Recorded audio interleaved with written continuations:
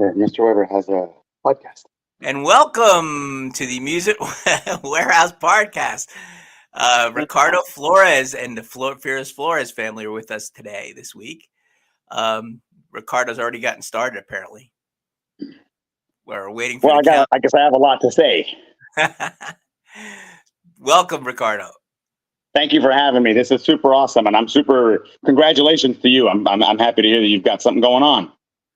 Yeah, finally, I got something going on after all these years. I know you have a lot of spare time. We were just talking, so you're actually just getting ready to head on the road, aren't you? Already for this season, for the 2024 well, for a partial season. So when my season starts, we don't take off and stay gone nonstop for multiple reasons. One, it's a booking issue, and two, I have to come home often to check on my parents and check on my in-laws, and I don't want to be gone. I don't want to head out on the road and be gone for 9 months or whatever it may be, and just stay gone all the time, because then I worry about mom and dad and everybody. But yeah, we're getting ready to head out as soon. With your dad, are you worried about him starting new businesses, running off to different countries? I mean, he's pretty active. Yes. I got to make sure that his ideas pop in and pop out, hour by hour. So we all day long when we're home, all we do is have these short little business meetings about what we should do. And then I go, "Hey, Dad, I can't right now because I got to leave again. We'll continue this meeting when I get back." And then when I get back home, it's a whole nother idea. But that's all right. I mean, he's always had pretty good ideas, and everything he's done has always been pretty successful. So we got to try him. He sure has. What was it? Was it your dad that started the business, or was there some grandparents? So my kids are actually 10th generation circus performers on my mom's side.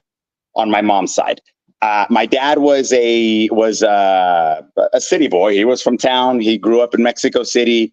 Actually, the story kind of goes that he was very heavy into gymnastics. So he was very good at tumbling and all that, all the acrobatics. The circus came to town, and long story short, he ran away with it. Came to the States, met my mom. They were on a circus for a few years together.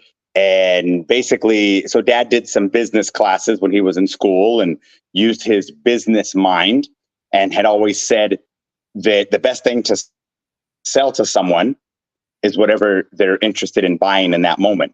So at that time, back then he was doing, my mom had a dog act, and we had a regular old, dog and pony, and she had a horse, a dressage act.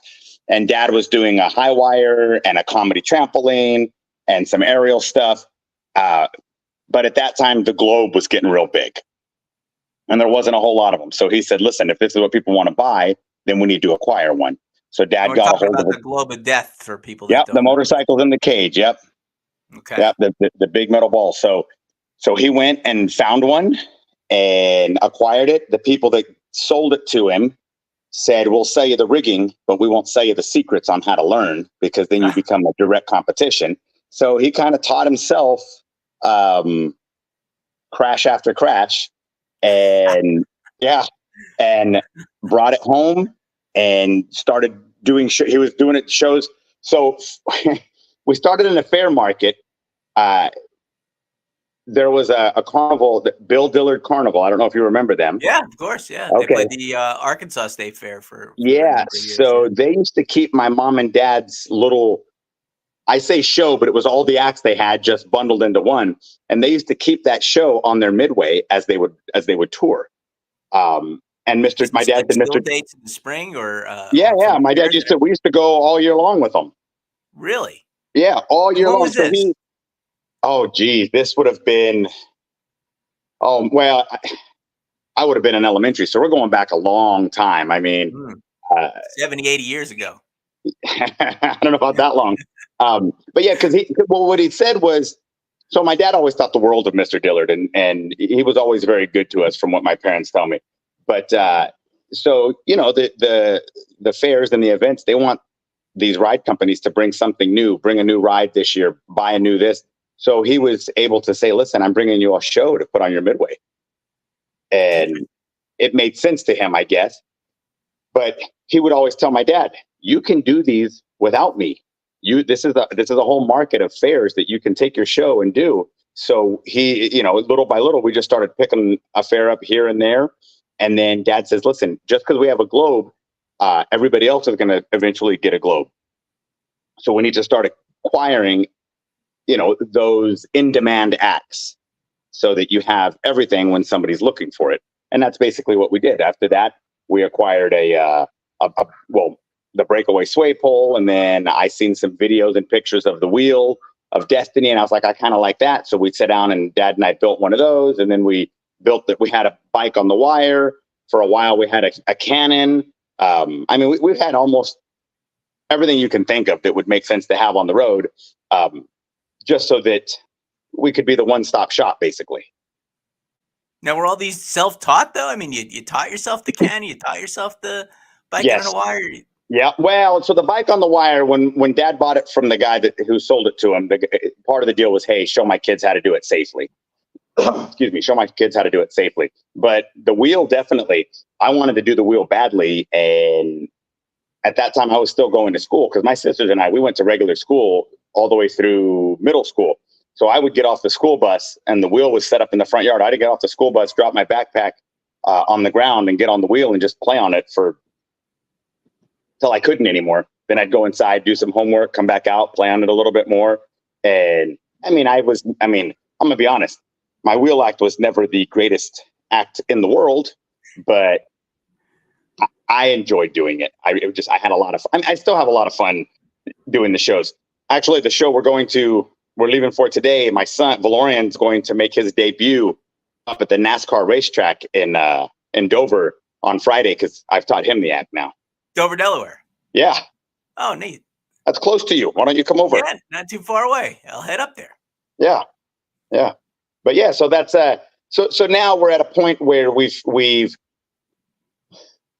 created other shows off of that show, off of the reputation that I think we've built to be pretty professional, responsible. I mean, a lot of people tell me that's why they like doing business with us, because if I tell them I'm going to do something, then I'm going to do it. We're going to, no matter what, the show must go on. But we've been able to move from the thrill show aspect into just creating and producing shows. I mean, now we have, so we've I don't know, 5-6 years ago, we acquired some giant transforming robot cars, full-size Chevy Camaro, turns into a robot that stands about 15 feet tall. Those were actually supposed to be Dad's, they were supposed to be Dad's retirement. But we got them and we built stages for them and I set the whole thing up. And then he said, I don't want to do it anymore. You can take them out. So it's just one more thing for me to take out on the road. Was that one of the times you weren't watching him? Yeah, I let him go. Yeah. That's what somebody asked me. Look what I got when you were gone, Ricardo. That's exactly what happened. The other day, somebody was asking my wife, Chella, they said, how do you guys end up with a transformer? Like, what happens? And she said, really? We come home one day and it's setting up in the front yard. And that's the new attraction we've got. So, you run with it. But we've got that. We built a Christmas themed variety show all about, you've got to cater to the holidays and those kind of themed events. So we have the Ariel Sugar Plum Princess up in the air. And then we have my son, who's 6'2", does some comedy acts, but he's the elf that fell off the shelf.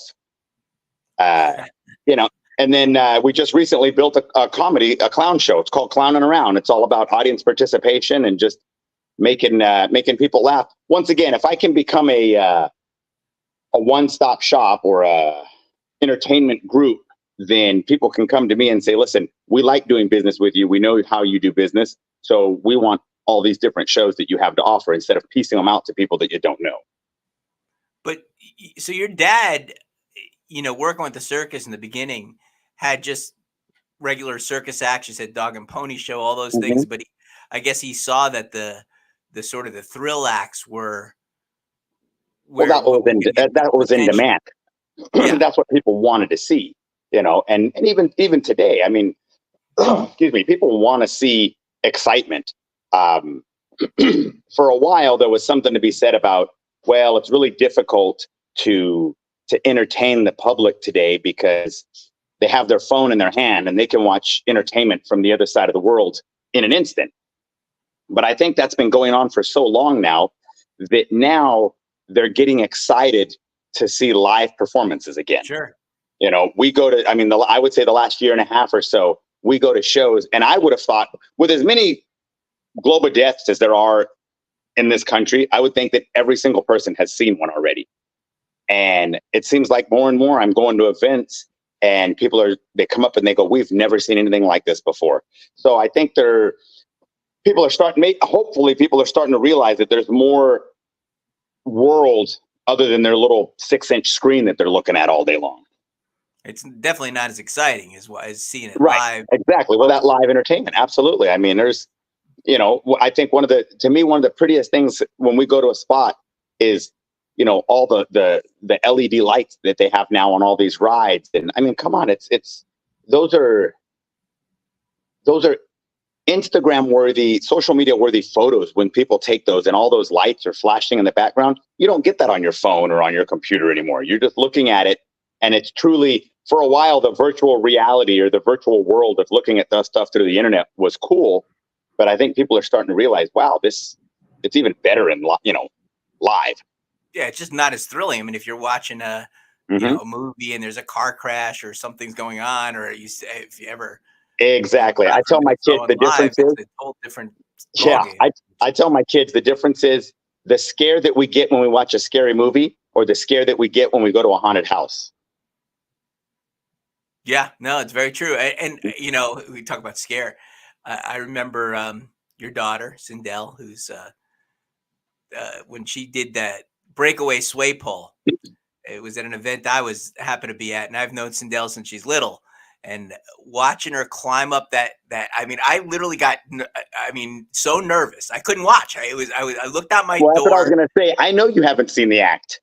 My office. I've seen it now, but that day when she went up there, I couldn't even watch it. I was so nervous because she climbed way up on the pole and then it breaks away and everything happens and it's just and how do you like, you know, you and your wife or talk about your family a little bit, but you and your wife, when you're training your kids, I mean, are you nervous? Are you worried they're going to get hurt? I'm super nervous. So I get a lot of people that tell me that.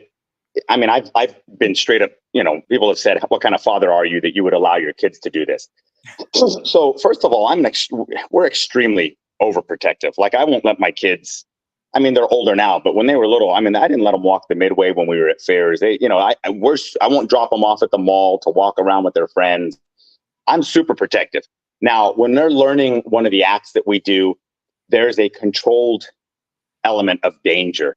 And with that being said, I mean, nobody's going to be more concerned for my kids than me. And I would never let them do something that I honestly thought that was, you know, you shouldn't be doing that. Now, with that being said, there's an element of danger to all of it. But this is their extreme sport. I mean, you know, some people have kids that skateboard or, motorbike. You know, simply the kids that play football in school, you know, the big controversy over people getting concussions. My kids have never been concussed, you know, because we take the time when they're learning. We spend a lot of time in our practices we practice what to do when something goes wrong. So when they're learning the motorcycle act, I actually take time in a certain part of their training and they learn to what I call an emergency stop.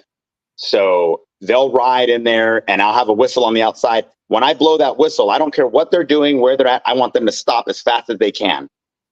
Just because they need to learn that immediate reaction of stopping in an emergency.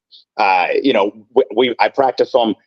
They got to practice with no front brake, practice with no back brake.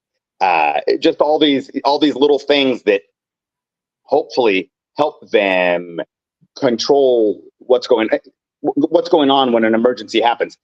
This is how I look at it. If everybody takes their driving lessons and all they do, the school only teaches them how to drive. They never teach them what to do if there's an emergency. But if part of those driving classes were, okay, drive off of the road onto the shoulder and, you know, through the ditch and then stop, or, you know, have this car come at you. Yeah, whatever it may be. not that you have to practice a whole lot, but your body remembers some of those reactions. And how many times do you hear about people driving and when something scary happens, they let go of the wheel and cover their eyes? Well, you don't want that. So you have to practice. When we're doing these acts, practicing these acts, we practice them to know what to do when something goes wrong and how to react to that. Sure.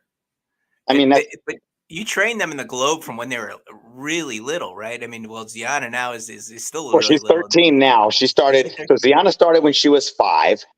Sindel started when she was 6, and Valorian was riding in there when he was 4. Now, again, people go, why would you let them do it so little?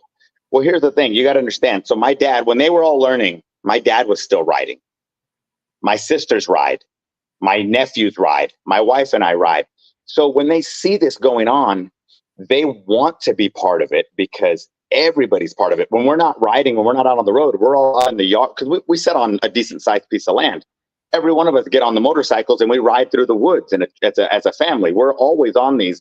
So I think what happens is they get to a point where they feel left out because they're not being part of it. When Sindel started doing the shows on the motorcycle, one year, I don't remember where we were at up north, I would fly her home to stay with my mom so she could go to school. And we took her to the airport, put her on the plane, sent her home, went back to the lot, and Valorian walked up and said, "Who's going to do her job?" And I said, "Son, I wish you would have been doing her job, but maybe one day." And he said, "Well, she didn't take her motorcycle. Let's start practicing now." So they have they're drawn to it because it's just something that they've been around, all their lives. Now, with that being said, make no mistake, I don't force them to stay in the business. I want them to go try something else. Go see what else is out there. I would hate for my kids to think the only reason they do this is because this is all they ever have done. With that being said, Sindel, who's 26 now, last year, she put in her well, my wife says I can't say it. I say she ran away. But she Stella said you can't say that. Yeah. She said you can't say she ran away. She decided she wanted to take a year off. And she let us know. I mean, she gave us, I don't know, she let us know probably a year in advance. She said, I want to be done after this fair. I want to try the other side of the world, the other side of the life, just get a job in town and this and that and the other. And I said, she ran away from the circus. She ran away. That's what I told her. You don't ever hear about people running away from the circus. So she left the business, and what I guess when they don't realize, I said, "What are you going to do?" She said, "I'm not going to do anything. I'm retired." And I said, "Sweetheart, you're 25." She says, "Yeah, but I have enough money right now. I don't need to do anything." And I said, "That's interesting. Good luck with that." So she was retired for about 4 weeks.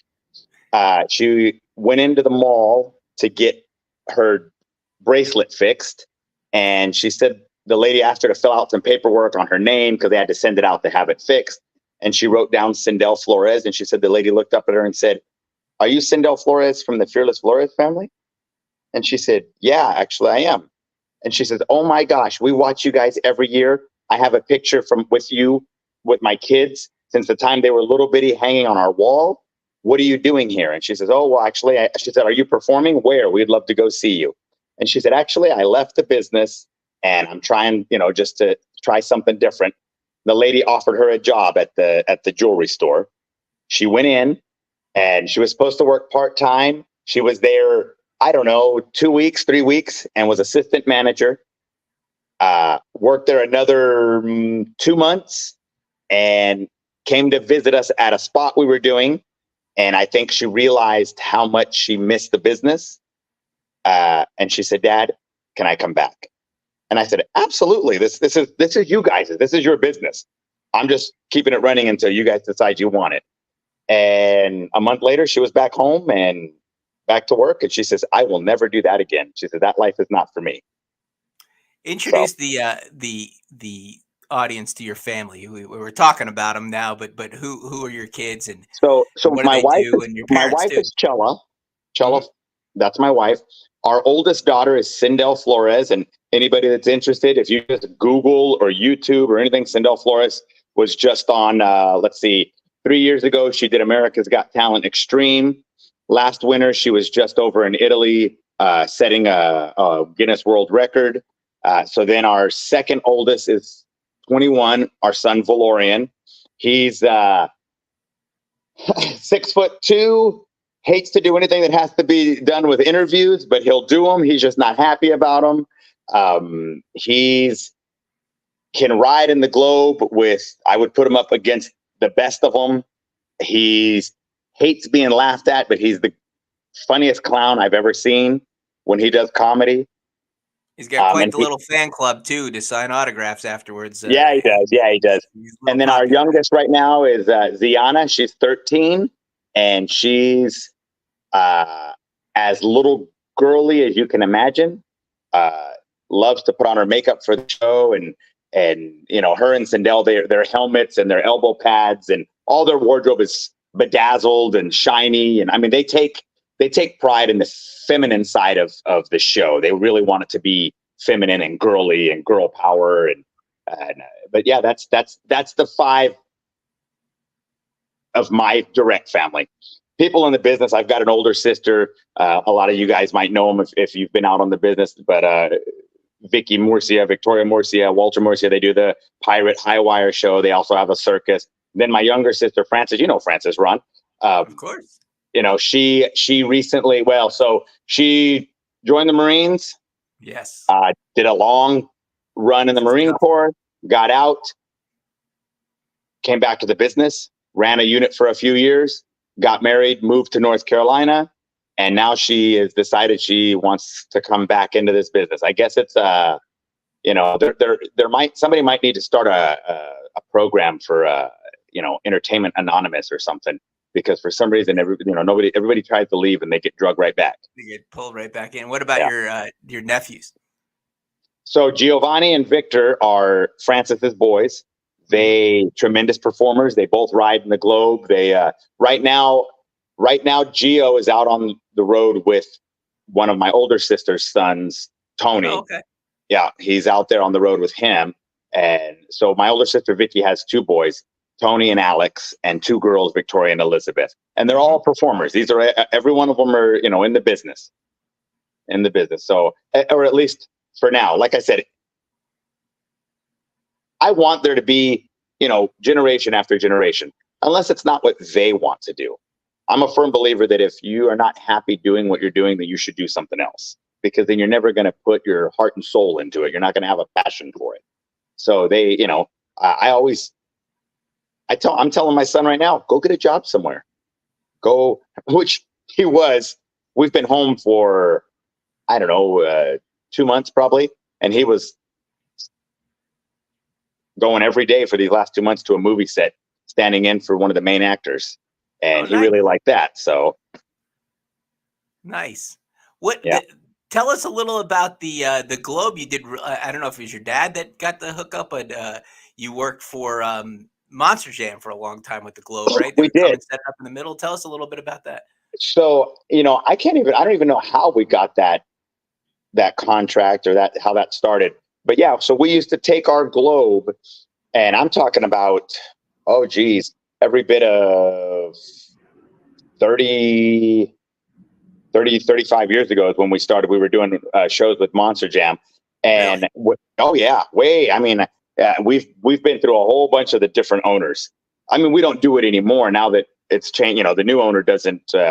We haven't done anything with Monster Jam in probably a good 8 or 10 years. But for a while, we used to spend the entire first quarter of the year. So they would do their races, and then I guess you could call it like a halftime show. They'd have intermission. During intermission, we would set the Globe out, and then they would come in. Set it up. No. So there was different ways we did it. So depending on the venue we were going to, some of them. So I have a system with like a cart, so we could have rolled the Globe out from the tunnel. If they didn't like the way that worked, or it took up too much time or whatever, we also would split the Globe in half. And we would roll out the bottom half and then roll out the top half. They would lift it with the tractor, set it up on top of the bottom half. We did that for a couple years. And then the last way we were doing it is they wanted it to be completely off of the floor. So we hung it up at the top of the arenas. And during intermission, we would lower it from the top. I feel like they didn't really like that. I don't think they liked it because people wouldn't get up and leave for intermission to go buy anything because they would watch this giant cage slowly come out of the ceiling, and it would drop down to the ground. We would set it all up. Second half would start. We would do the globe, and then the announcer would do some sort of interview with one of the riders while we got it out of the way again. It was some of the coolest shows.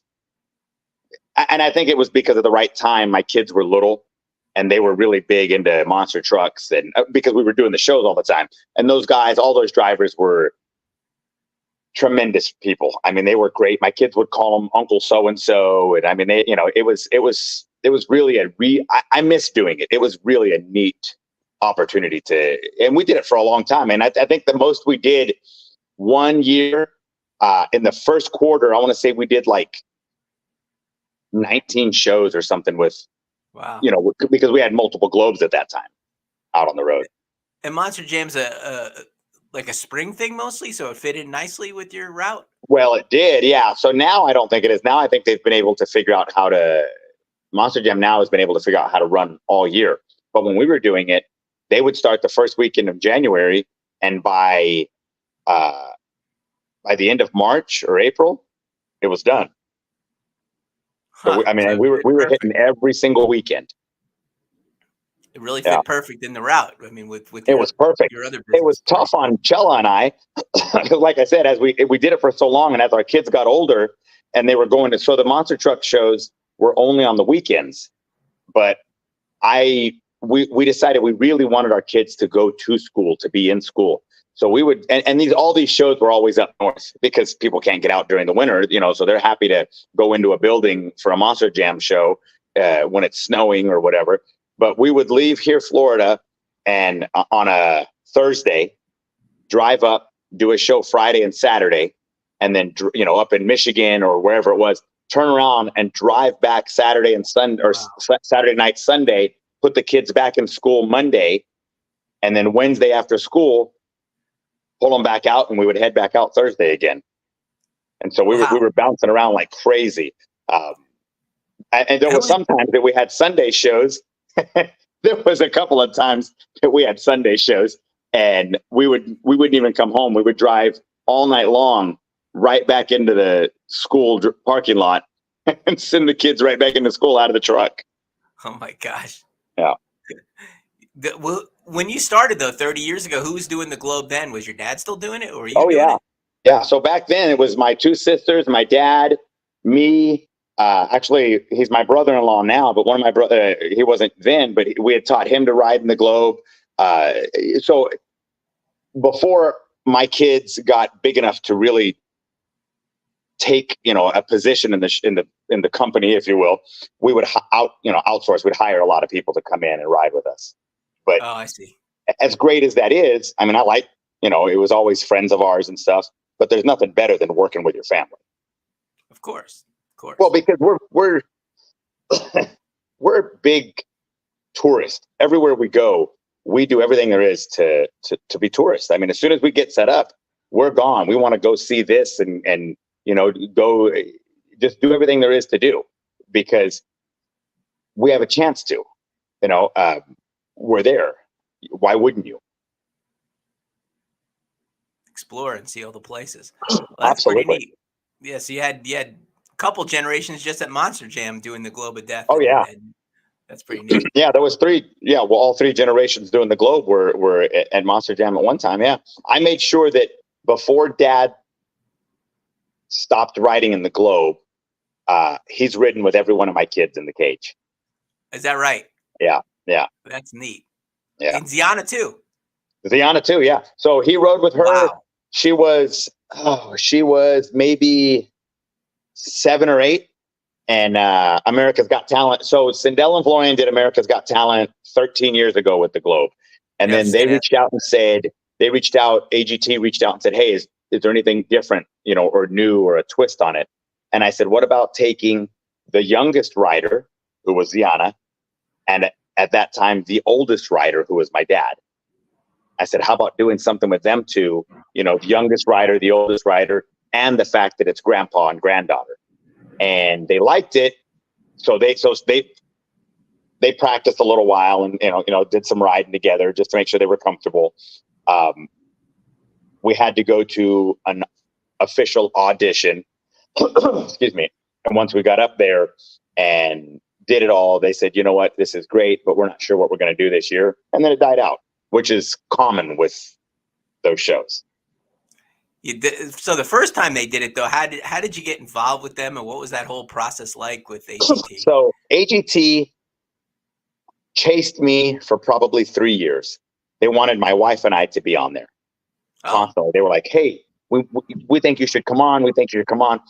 But the truth is, you almost have to be cautious of how and what you send to a show like that, because if you, whatever show or act you may have, and you go on to AGT, it can be the greatest act anybody's ever seen. But for some reason, if it's not received well through the judge's eyes, and then they tell America, hey, this is not a good act, and they hit the buzzers and do all that, it's very difficult to market yourself as the show that, or, hey, you should buy the show that was no good on AGT. So you have to be careful that it doesn't affect you in a negative manner, which is why when they were chasing Chella and I was like, listen, I'm not sure I want to do that. This, that, and the other. So then we spent a summer in Atlantic City on the boardwalk, on the steel pier there. And our dressing room had a TV in it, and we watched AGT all summer, the kids and us. And I told the kids, I said, hey guys, so Valorian was 8 and Sindel was 13. I said, this TV show, they call me every year and they want to know if we would like to participate. And your mom and I don't want to do it. Are you guys interested? If you are, it's on you, because you need to prove that you really want to be part of this. And they talked about it and they said, yeah, let's do it. So I knew it was only a matter of time before they called me. So sure enough, the producers called me and they said, hey, how about this year? And I said, look, I'm not interested in doing this with my wife, but my kids are interested, if you're interested. And they said, that sounds amazing. And so it ran from there. We started practicing. They said, we need you to come down we were doing a spot in Mississippi. It was just 2 weekends. And they said, you have to come out and do an audition in Houston. So we tore down the first weekend, ran out to Houston, set it up. And I mean, if you Google or YouTube Fearless Flores Family America's Got Talent, you can watch the whole thing. But we got out there. I don't think they realized what they had brought in, because they actually had us set the globe up right in the middle of all the seats where all the audience was. I don't think they realized how big it was or anything, but it went over excellent. So we did the audition. They said, yes, we want you to come back. So after that, they sent us out to, I guess Las Vegas to do a round there. And we didn't even have to, we sent everything out there, but we didn't even perform, because they did I don't remember what they called it, but it was like these 10 acts are automatically going through to the next round. So golden buzzer, is that the golden ticket or golden something? No, it wasn't a golden buzzer. I don't think they had golden buzzers back then, actually. Oh, okay. Yeah, but it was just kind of what they did is, because they got to build the show up, which did a great job. They had all the acts out there, and then they called our name and a couple other acts, and they said, we need you guys to stand up. We have to give you some news. And so you automatically are under the impression we're out of here. And they had us stand up. It might have been us and 4 other acts or something. And they said, the judges have had their meetings and they talked and whatever it was. You guys no longer need to perform. You're going right through to the live round. And that was it. They sent us out to LA, to Hollywood. And so we went out there and made it up to the top 40. And that's when we were eliminated, which is funny because we were eliminated the very next weekend. We had to be at the Iowa State Fair, but the Iowa State Fair when I booked it, they did not want the globe whatsoever. They wanted all the other acts. They said, we're not interested in the globe. I said, okay. Really? So the kids weren't doing anything on the show when we got to the Iowa State Fair, but they would stand at the back. And when the show was over, everybody would get out of their seats, out of the bleachers, and walk around and get pictures with the kids that they just watched on America's Got Talent. Oh, it was already airing by then. Okay, gotcha. Yeah, gotcha. yeah, because it was the live round. They were celebrities by then. That's great. Yeah, yeah. And then after that, this is off the wall, but or I'm just curious. But do they pay like your expenses to go out to ship everything out there? Is that on you? Yes, they cover your expenses. Okay. Yeah, so that's not too bad. You don't have to. No, absolutely. Well, because when they first talked to me, they said, you can fly or you can drive. And I said, well, I have to drive. And they said, okay, well, we'll give you 20 cents a mile. And I said, that doesn't work. I said, I'm not driving a 4-cylinder car out there. I said, I got to move a truck and trailer. The best way to do this is for me, when I get there, I'll give you all my receipts and then you can just double whatever it is so I can get back home. And they were good about it. I mean, it was, it's a big learning curve for them too, to try to figure out how to move some of this big stuff in and out. But yeah, it was truly one of the neatest opportunities I think that my kids have had. It was great. I mean, for a while, I'd say for a good 2 or 3 years, every time we went into the grocery store or to McDonald's or whatever, somebody was recognizing them, which we would tell them all the time, because we would get out of the truck traveling. We'd get out of the truck, go into McDonald's or whatever, and typical brother and sister would be bickering with each other. And somebody would say, hey, are you the kids from America's Got Talent? And I'd say, see, guys, you're always on. Somebody's always watching. You gotta set an example. Yeah. Who did you get to interact much with the judges back then, or the other performers? Oh, no. No. They don't want you to interact because, or I don't know if they do now. So back then the kids wanted a picture with them. But I guess they tried to. It was Howie Mandel, Sharon Osbourne, and I don't remember who the other one was. Pierce Morgan. Oh, Pierce Morgan, interesting. Yeah, but they said that they don't like to get the acts too close to the judges, so that nobody can ever say that the judges were influenced one way or another. Favoritism. Yeah. Okay. Yeah. Yeah, exactly.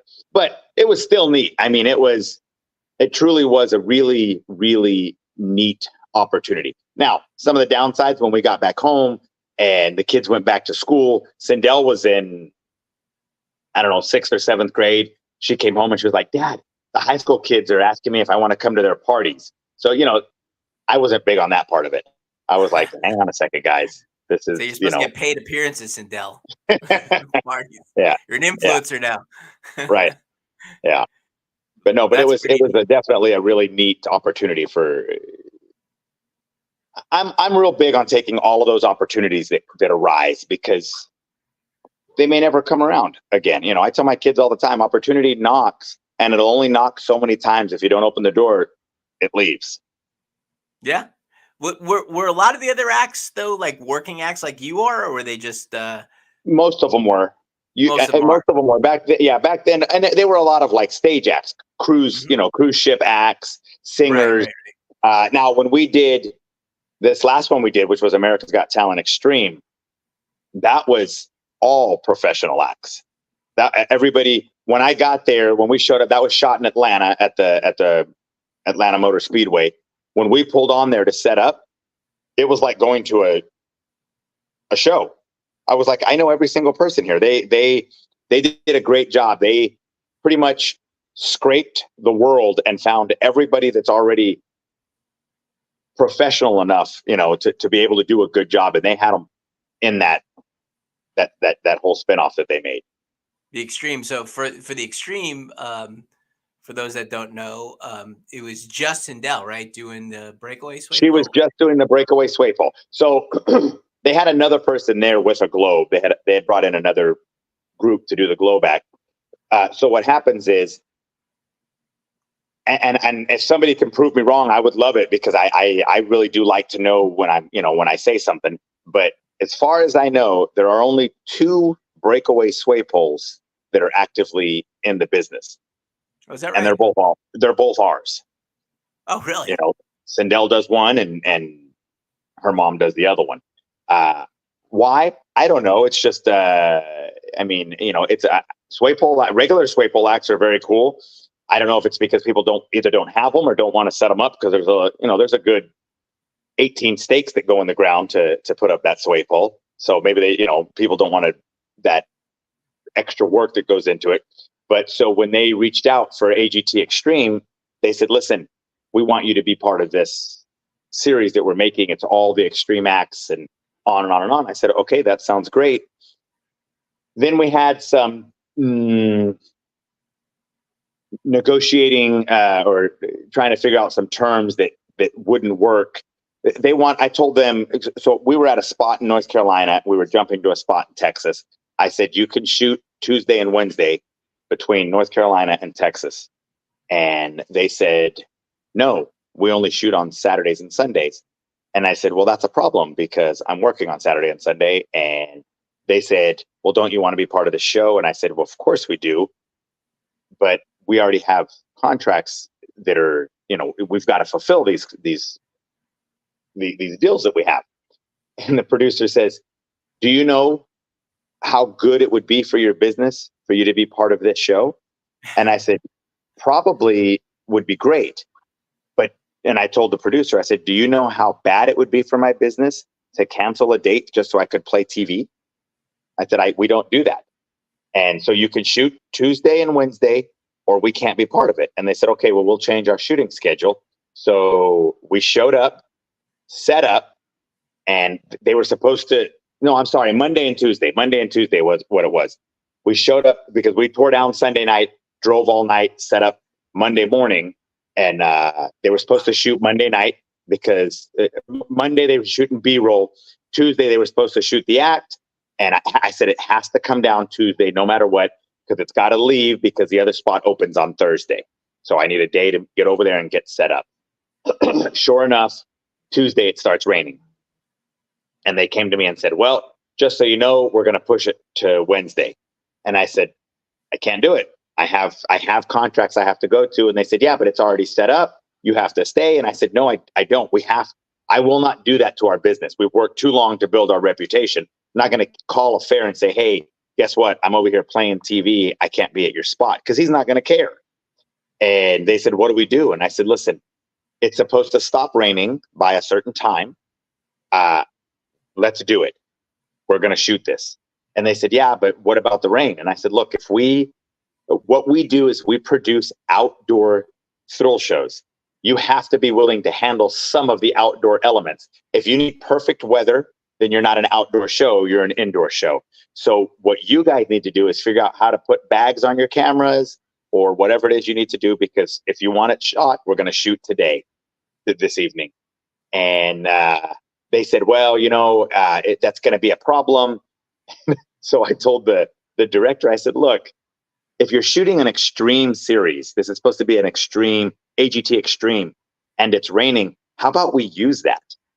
Take your camera and pan across the ground and show everybody that the puddles of water that it's raining. Let's build on that part of the story. And he went, that sounds like a great idea. And so if you go back and watch Sindel Flores AGT Extreme, there's a whole shot where they talk about the rain and they show it raining and it's raining on the ground. The truth is, Sindel, she has the last say.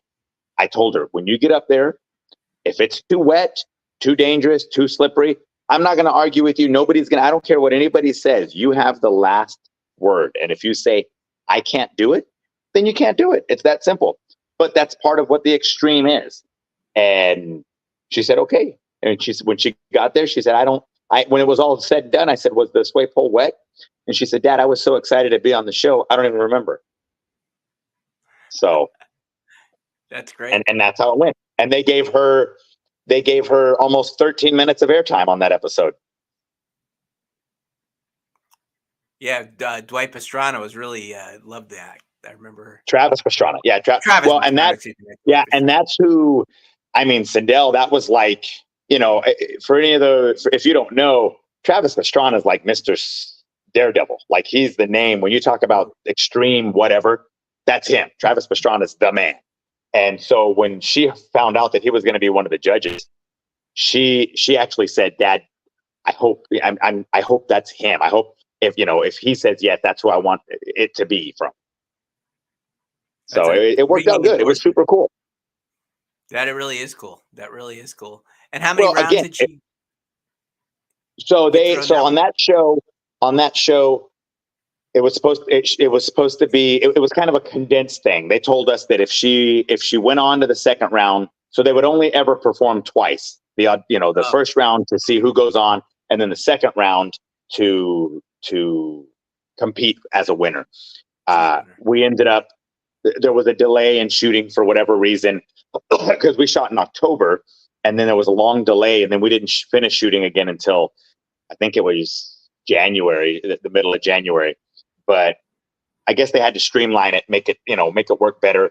We got out there for the second round, which she wanted to do the Globe Act. She said, if I stay on a second round, it's with the motorcycles, and I want my whole family in it, because round one, you guys talked about, how my mom, because her mom is the one who taught her the sway pole. And she said, if you're going to tell the story about how my mom passed this act on to me, then on round two, I want the story to be told about what my dad's side of the family passed on to me. And so we went out there, everybody ready to go. We had done a lot of practicing. We were going to do some stuff that has never been done in the Globe before, ever. Really? And they did what they call a super fan vote. Excuse me, a super fan vote, which basically is America, the fans. They pulled a bunch of the act. There was the final 7 acts, and the super fans voted for 2 acts to compete in the last round, and she was not one of them. So basically, that's how she was eliminated. But it was okay, because you know how much stuff there is to do between California and Florida, and we drove. So we went to the Grand Canyon. We did everything there is to do on the way back. That's great. That's great. And I know you briefly mentioned before something about the Guinness Book of World Records. Was Sindel involved with that? So she was asked to go out there. We went out there to Milan in this past December. Again, because there are no breakaway sway poles other than the ones we have, as far as we know. They had her. The way they did it was, they had to create a record that has, because I'm sure that there's records with regular sway poles. There's not any records that have been created with a breakaway sway pole. Okay. So what she did is she stood in a flag position, which is kind of basically standing on the side of the pole with both legs. And she held that for a certain amount of time, and then the sway pole broke. It doesn't necessarily sound that difficult, but let me tell you what, that was the hardest thing she had ever done, because it was 30 degrees when we were there. Ooh. And everything ices over. There's during the day, it's beautiful. Sun is out and it's hot. Sun goes down and it gets cold, and a fog rolls through, and everything was iced up, and she was shivering. So as much as she tried to prepare and practice and train before we went out there, when we got there, she was like, "Dad, everything hurts. It's so cold out here." She tried, the first time she went up the sway pole, she tried to wear some winter gloves because the pole was cold. Really? And yeah. they didn't let her climb right. So halfway up, she had to throw them off. And it was a little bit of a little interesting. It was definitely interesting. And again, I told her, it's a cool opportunity to be here on this show. If you can make a record, that's super cool. But safety first. Was she able to break the record? She did. Wow. Okay. She did. Yeah, absolutely. In fact, she blew it away. She's a world record holder. They sent her a plaque and everything. Did she ask for a raise? Now she's a world record holder? I'm glad she's not here anymore. I'm glad she walked away. Keep some of those things to yourself, Ron. That's amazing. That really is amazing. But you say you love to travel and go play. Where are some of the greatest places you've been to perform? Where do you enjoy going even? So we set up. We had a great arrangement for the last few years. We were spending the summers in Alaska. We picked Right. up. I had a deal set up in Alaska. I sent an entire unit up there because shipping was it's so expensive to go back and forth. So I sent a trailer with an entire unit up to Alaska and left it there so that there wasn't the shipping expense. And at least for the last 5 or 10 years, I would say that that was the best time we had because we would go up there. There was a lot of free time. I mean, we spent 7.5 hours hiking a glacier up there on one of our Wow. days off. We did everything. We did a whole bunch of fishing. We did a bunch of hiking and sightseeing. That was in the past few years. I would say that that was probably some of the most fun we've had out working, just because it's somewhere we haven't been. You know. With that being said, I mean, everywhere we go, we're always having fun. I'm currently trying to put some things in place. Nothing wrong with our country. I love our country, but I've already seen a lot of it, and the kids want to go see the rest of the world. So I'm trying to put some things in place that'll give us a chance to go work overseas so that we can tourist while we're there. Wow. That should be Yeah, exciting. I And I think it will. getting everything over to Alaska was, well, you only had to do it once. We left it there, right? I Where's left it it there. now? What's that? Where's it now? Just sitting there waiting for your return? It's coming back this year. Yeah, Oh, is it they're really? waiting. They're waiting for the snow to melt so that they can get to it. It's all loaded up in a little trailer, a little bumper pull trailer. I shoved it Wow. like you would. Loaded that trailer like you would load a carry-on suitcase if you were going somewhere for a week. I mean, it's jam packed. Uh, So they're waiting for the snow to melt and where they can access it, the fairgrounds, and then they're going to load it up and put it on a boat. They'll send it around Canada, into to Seattle, I guess, or somewhere around there, and then they'll ship it right back to my house. so, the sort of the pandemic, I guess, and after the pandemic took uh, there were some pretty big changes with free acts in general, I think, in our business. How do you see things changing, or are things going to be changing? There's no more animal acts, or very few anymore. I guess you could still have a Very dog few. show or something like that. Yeah, But there's very few. There's goods and bads to all of it. I mean, so when the pandemic hit, I think us, like everybody, none of us knew what was going to happen. Right? It was definitely something new. What are we going to do? How are we going to handle this? Uh, Us personally, after the first few months that were nice because we were home, and my yard never looked so nice. My grass was cut, my trees were trimmed. We were using our pool. I mean, it was nice because you were on vacation, like you knew you didn't have to leave. After a while, everything set in where you start going, hey, what happens if we don't, if this doesn't come back anytime soon? Dad came to me and he says, you know what, we need to have a talk. He says, we need to have plan B if this isn't gonna, our fair is gonna come back. I mean, sure they are, but when and how and what's gonna be the new way of fairs operating.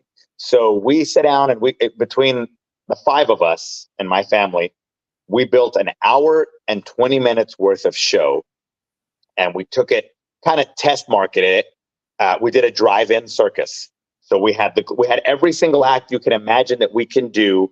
We incorporated our transforming cars. We did everything. We set it up in a square and worked to three sides and sold carload tickets to test market it to see if it was even possible. feasible. And it was. We played two spots. They weren't huge. I mean, we didn't make a ton of money on it, but we said, okay, if we have to, this is a viable option. Definitely a lot more work, to set up every piece of equipment we own. But if that's what we have to do, then that's what we need to do. And so that was our, hey, this is our backup plan. Because I'll tell you, I did a couple other things that during COVID, and I'll tell you that I really am not excited about having to do if ever again. Again. I did 3 days of construction. Oof. And yeah, that wasn't for me. And you didn't I'm work in not the afraid of the mall at work. the jewelry store. Yeah, I'm not afraid of the work, but I wasn't excited about it starting at 4 o'clock in the morning. But if things changed You know, post-pandemic as far as booking and the free acts and what you're doing? yeah, I don't know. I mean, I haven't seen a huge difference. Okay. Uh, really, I mean, I think everything is for a little while it was hard because everybody that had stuff already booked rolled over their contracts, so Right, there right. was like a 2 or 3 year uh, Lag time or whatever. period where Mhm, you couldn't book anything because mhm. everybody's contracts were rolling over, so you had to wait for all of that to end. Before you could get in, yeah, But absolutely. That's that's that was the business. I mean, I think everybody knows. Anybody that knows this business knows that uh, it's it's a roller coaster ride, and it's feast or famine. You know absolutely.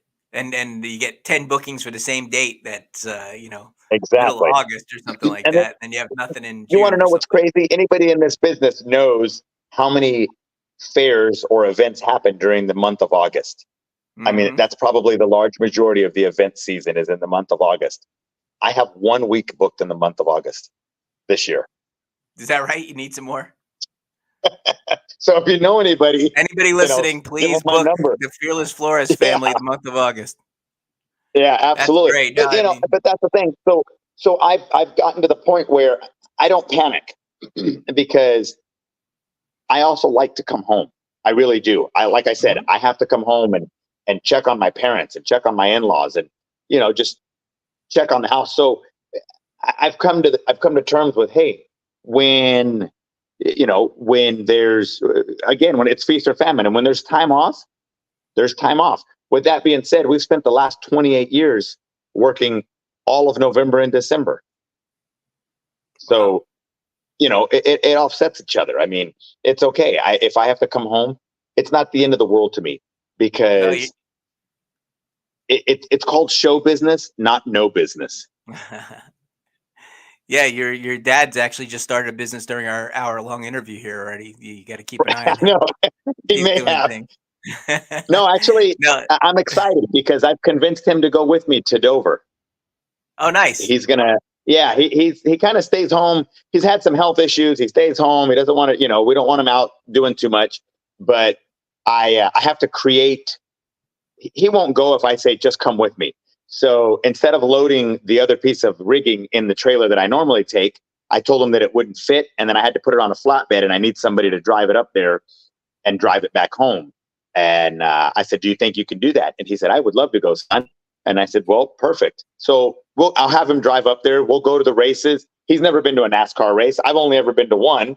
So we'll spend some time doing that stuff. It'll be great. I mean, it's all about memories. Be a great time. Yeah, it's quite the adventure you guys are living, and it's great to see that you guys do make the most of it when you are traveling and doing the things that you're doing, being out there and wherever you are, you seem to make a make a great time of it. Um, I so try to. no, you definitely do. You definitely do. No question about it. Um, we've been on for about an hour, so we got to get going here in a minute. But is there anything Okay. else you can think of you wanted to add? We got 60 seconds or so. I mean, anybody that has any interest in trying to figure out what we're doing, or where we're at. I mean, if the social media is the Fearless Flores family, That's right. and Sindel is responsible for running that. So if you're not happy with it, send her a message and tell her to you know do a better Living job. fearless. Yeah, yeah, yeah. Those little wristbands are popular with, especially with the girls. They love that. They love It's those grown. little. Our wristbands. So now we have wristbands, T-shirts, hats. We're about to start an entire clothing line. Well, hopefully, and it's going to be dedicated to living fearless. It's going to cover an entire, the spectrum of anybody and everybody that's trying to live fearless, whether they're on the road, at home. It covers anything and everything that requires or takes somebody out of their comfort zone and requires them to be living fearless a little bit. We want to capture that whole thing. It's awesome. Well, thank you so much for joining us. We really appreciate it. Safe travels wherever you're headed. Stay safe out there. It's not just on the exciting thrill shows that you got to be careful Absolutely. everywhere The driving. hard part's And getting thank down the road is where it's dangerous. And everybody that's out there that tuned in, if you're in business, I hope you have a tremendous year this year. Yeah, absolutely. And hopefully we can get the whole family on in the not too distant future. Absolutely. We just got to get everybody together. We'll talk to you soon. Thank you so much. Thank you. Take care.